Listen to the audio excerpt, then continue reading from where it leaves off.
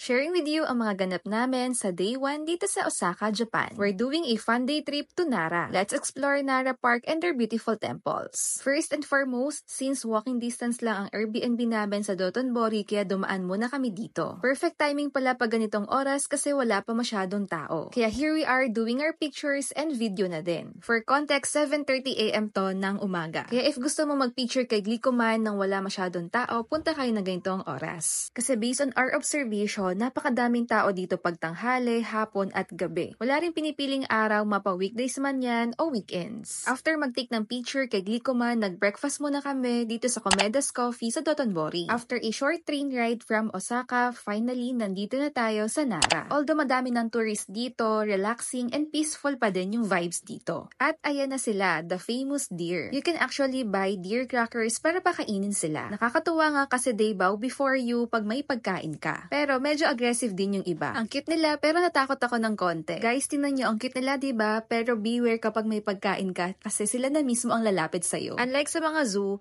these animals can roam freely. These deer are actually sacred dito sa Nara. After bonding with the deer, we walked to Kofukuji Temple. Ang ganda ng architecture dito and super historical ng vibes.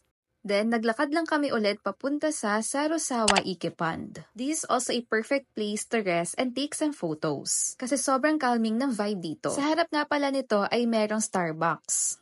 Since nandito na lang din tayo, kaya we ordered matcha. Ang ganda nga ng view from the cafe habang umiinom ka. Solid chill spot talaga. Walk ulit and this time sa Nara Sanjo Shopping Street naman. May mga cute souvenirs dito, local snacks, at sobrang daming aesthetic spots. Dito rin matatagpuan yung famous na Nakata Nido Mochi. Sayang lang at hindi namin nakita yung live mochi pounding. Pero we tried the mochi, soft, chewy, and may red bean sa loob. This is a must try dito sa Nara. After we explored the shopping street, we walked again para naman maghanap ng basurahan. Grabe kasi dito sa Japan, sa sobrang linis, wala ka na talagang basurahan na makikita. On our way, nadaanan nga din namin ang Nara National Museum. Based on our research, if you're into Buddhist art, magandang place to visit to. On our way, nakita rin namin tong deer na parang nag-camouflage dito sa puno. After few minutes of walking, finally, nandito na kami sa Himuro Shrine. Trivia nga pala, Himuro literally means ice house. Based on our research, Himuro Shrine is dedicated to the god of ice, na pinaniniwala ang nagbibigay ng magandang proteksyon sa yelo at magandang ani. Tinry din namin dito yung Fortune in Ice. Wherein, kukuha lang ako ng number dito and i-check ko dito sa mga papers yung number na yon. Tapos, kailangan mo siyang ilagay dito sa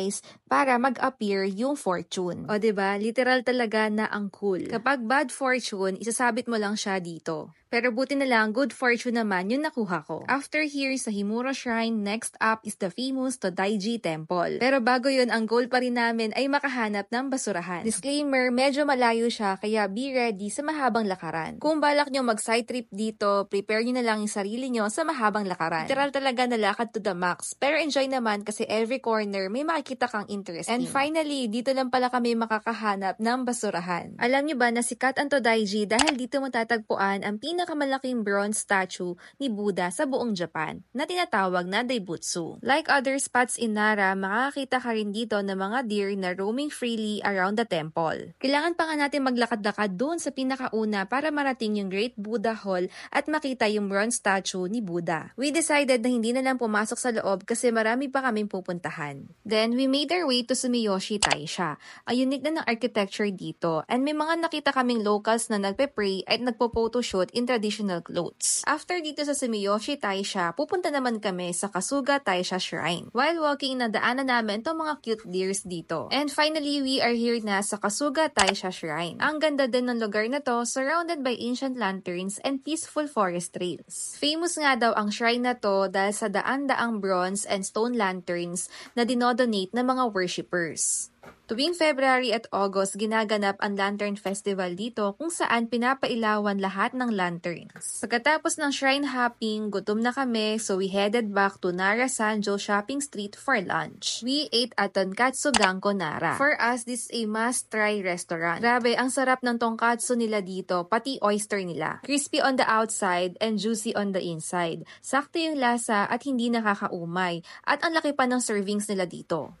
One of the best meals we've had sa trip na to. After that, bumalik lang kami sa Dotonbori para mamasyal. And that's it for our day 1 dito sa Osaka, Japan. Kung magbubuk naman kayo ng mga hotels, activities, or anything sa Klook, gamitin niyo lang yung Klook code ko na KatiPKlook para magkaroon kayo ng discount. Ayun lang, and see you in my next Japan vlogs. Babush!